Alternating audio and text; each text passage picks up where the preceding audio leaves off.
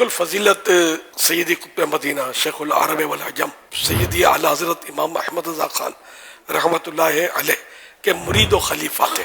کچھ عرصہ بغداد شریف میں رہے اور آپ پر جذب کی کیفیت بھی رہی. مدینہ منورہ زادہ اللہ شرفہ و تعظیمہ میں یہ ترکیہ کے دور سے آپ وہاں حاضری سے مشرف رہے.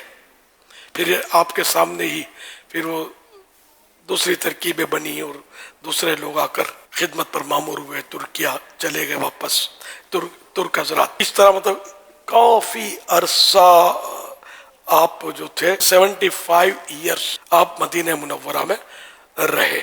81 میں آپ کا وصال با کمال یعنی آپ کی وفات ہوئی. ڈیتھ 43 ایئرس اس کو بھی گزر گئے. بہت سادہ مزاج.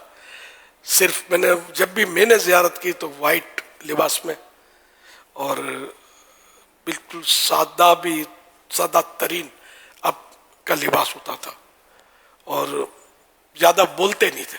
بس ضرورت یا مرحبا مرحبا تشریف رکھیے اتنا.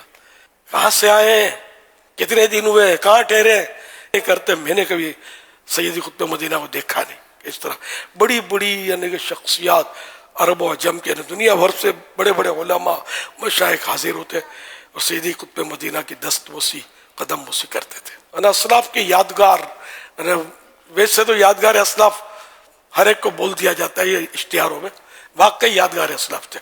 حضرت قبلہ قطب مدینہ رحمۃ اللہ علیہ کا دامن جن کے ہاتھوں میں آیا خوش نصیب ہے. بہت بڑی ہستی کے آپ مالک تھے. آپ کو علماء نے قطب المدینہ کا یعنی کہ مدینہ شریف کے قطب, ولایت کا ایک بہت بڑا درجہ ہے قطب.